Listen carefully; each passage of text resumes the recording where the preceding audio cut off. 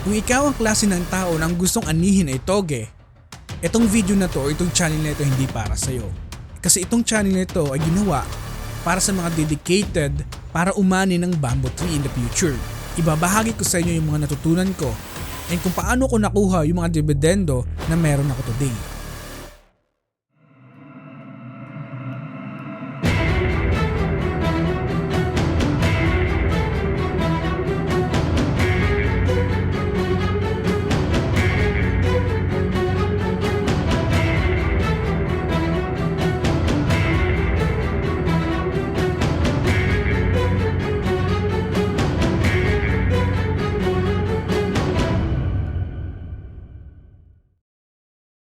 Hello guys, today, gusto ko lamang ibahagi sa inyo yung mga natutunan ko along the way na pag-invest dito sa ating merkado. Sa video na to, i-discuss din natin yung 10 kumpanya na matataas magbigay ng dividendo sa aking portfolio today.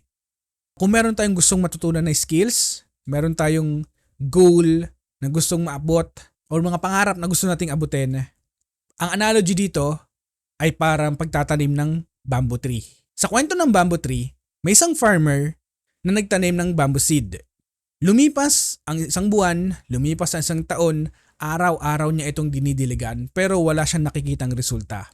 Maraming mga farmer na katulad niya ang nagsabi na iba na lang itanim mo kasi wala naman nakikita kang resulta, magsasayang ka lang ng oras, walang patutunguhan niyang tinatanim mo.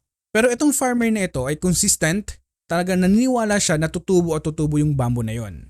Nung makalipas ang 5 taon na pagdidilig niya, mayroon siyang napansin na sobrang liit na sprout ng bamboo. Now, everyday dinidiligan niya pa rin ito. After a week ng sprout na yon, ito ay lumaki ng 10 feet. And another week, ito ay dumoble. And another week, ito ay dumoble na naman. Ang moral ng story na ito, kung mayroon kang skills na gustong matutunan, mayroon kang mga pangarap or goals na gustong ma-achieve, kung feeling mo, walang nangyayari sa'yo sa loob ng 1 taon, 2 taon, 4 na taon na ginagawa mo ito, continuous mo lang gawin yan. Like bamboo seed, sa unang 5 taon wala kang nakikitang resulta sa surroundings. Pero sa ilalim nun, sa roots nun, ito ay nagbibuild ng foundation para maging strong yung bamboo. Ganun din ang ating mga gustong gawin sa buhay. Lagi mo tatandaan, wala pa akong nakitang successful na tao or magaling sa isang larangan nang walang pundasyon. Kahit anong bagay ay mayroong pundasyon. Gumawa man tayo ng bahay, mayroong pundasyon ito. Create ang skills, mayroon itong pundasyon. Kaya napaka-importante na lagi natin tatandaan kung gusto natin maging successful sa larangan na gusto nating piliin, ito ay nagre-require ng patience, dedication, and perseverance. Kung wala man tayong today na nakikitang resulta, okay lang yan. Basta ang importante ay nagpapatuloy tayo abutin yung mga pangarap natin. So ganun din sa pag-i-invest dito sa ating merkado. Especially kung ikaw isang long-term investor na ang top 10 ko na nagbigay sa akin ng bamboo tree ay ang Nickel Asia Corporation. Kung titignan mo, ang aking capital gains ay halos bagsak ako ng 20%. Pero ang dividend income na nakuha ko dito ay halos 10% na. So overall, down pa rin ako ng 10.22%. Alam mo ba na 2 years na ako nag-i-invest sa Nickel Asia Corporation. So every time na bumabagsak ang kanilang presyo, ay continuous ko itong binibili.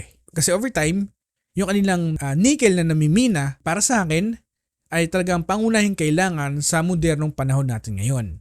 Ang top 9 ko naman na stock na nagbigay sa akin ng bamboo tree ay ang MREIT. Ito yung kauna-unahang REIT company na binili ko dito sa ating bansa. And also lagpas 1 year na rin ako nag-invest dito sa kumpanyang ito. And today, ang aking capital gains ay umangat lamang ng 7.20%, samantalang ang aking dividend income na nakuha ay nasa 10.29%. So overall, meron akong total returns na 17.46% galing sa kumpanyang ito. Ang top 8 stock ko naman today na nagbigay sa akin ng bamboo tree ay ang Philippine 7 Corporation, ang 7-Eleven. So itong kumpanya ay nabili ko over the past 6 months ago pa lamang, pero ang aking capital gains dito ay nasa 60% na agad and ang aking dividend income na nakuha ay nasa 11.26% na. So that's around 71.57% galing lamang sa dividendo na ibinigay ng 7-Eleven. To be honest, hindi ko ina-expect na magbibigay ang 7-Eleven ng ganito kalaking dividendo. Mas gugustuhin ko pa sana na hindi ito magbigay and i-reinvest na lang para mapag-grow ng mabilis yung kanilang mga pinaglalagaan na investment. Pero yung sobrang laki na dividendo na ibinigay nila, I think hindi ito sustainable na in the next coming years ay ganito pa rin yung ibibigay nila na dividendo. So I'm expecting in the next years ay bababa yung kanilang dividendo na ibibigay. Ang top 7 ko naman na stock na nabigay sa akin ng Bamboo Tree ay ang RFM Corporation. Itong kumpanya ay almost 2 years ko nang hawak and ang aking capital gains dito ay nasa 12.47 or 13%. And ang aking dividend income ay halos nasa 12% na dito sa kumpanyang ito. And ang aking total kita sa RFM today ay nasa 24.44%. Ang top 6 ko naman na stock na nagbigay sa akin ng Bamboo Tree ay ang Costco Capital Inc. However, ang aking capital gains ay bagsak pa rin ng halos 10% sa kumpanyang ito, pero ang aking dividend income ay meron na akong halos 13% na kinita sa kumpanyang ito. So overall, ang aking total returns ay umangat ng 2.67. Ang top 5 stock ko naman today na nagbigay sa akin ng Bamboo Tree ay ang Ginebra San Miguel Inc. So itong Ginebra San Miguel Inc. makailang labas na rin ako at pasok dito sa kumpanya. And today, ang aking capital gain sa kumpanya ay up pa rin ng 108 or 109%. Samantalang aking dividend income na nakuha ay nasa 16.46% lamang. So overall, meron ako 125.40% na kinita na dito sa Ginebra San Miguel. Ang top 4 stock ko naman na nagbigay sa akin ng Bamboo Tree ay ang Asian Terminals Inc. So as of today, ang aking capital gains ay nasa halos 45% at ang aking dividend income na nakuha dito ay nasa 24% na. So sa lagpas 2 years ko na pag-i-invest sa kumpanyang ito, meron na akong total returns na 69%. And ang top 1 naman na nagbigay sa akin ng Bamboo Tree ay ang Semirara Mining and Power Corporation. So as of today, ang aking capital gains dito ay nasa halos 22% lamang, pero ang aking dividend na nakuha sa kumpanyang ito ay nasa halos 26% na. So kung susumain, meron akong total returns na nasa 47.55% today. Ang top 2 stock ko today na nagbigay sa akin ng Bamboo Tree ay ang GMA Network Inc. So ang aking capital gains dito ay nasa 22.27%. So sa lagpas na 3 years ko na pag-i-invest sa kumpanyang ito, ang aking dividend income na nakuha na sa kumpanya ay nasa halos 91% ng aking investment ay nakuha ko na sa kumpanyang ito.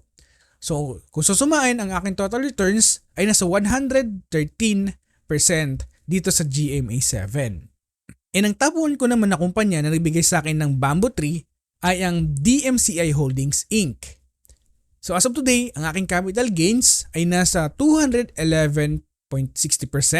Sa lagpas na 3 years na pag-invest ko dito sa DMCI, ang aking dividend income na nakuha ay nasa halos 119% na ng aking investment ay nakuha ko galing lamang sa dividendo na binibigay ng DMCI. So kung susumain, ang aking total returns ay nasa 330% dito sa kumpanyang ito. So ito yung 10 kumpanya na nagbigay sa akin ng malalaking dividendo and masasabi ko na ito ay isang Bamboo Tree. So lagi mong tatandaan na ang pag-invest dito sa ating merkado ay para ito pagtatanim ng Bamboo Tree. So alam mo, pinakamahirap hindi yung pagtatanim at hindi rin yung pag-aani. Bagkus yung season of waiting. Kaya napaka-importante na dapat meron muna tayong matibay na konklusyon at matibay na pundasyon sa pag-i-invest dito sa ating merkado. Bago ko tapusin ang video na to, tatanungin kita today, ano-ano nga ba yung mga stocks na masasabi mo na meron kang Bamboo Tree today? Please comment down below and labis kong ma-appreciate yan. And once again, this is Specie Warrior na lagi nagpapaalalang invest wisely and see you on the other side.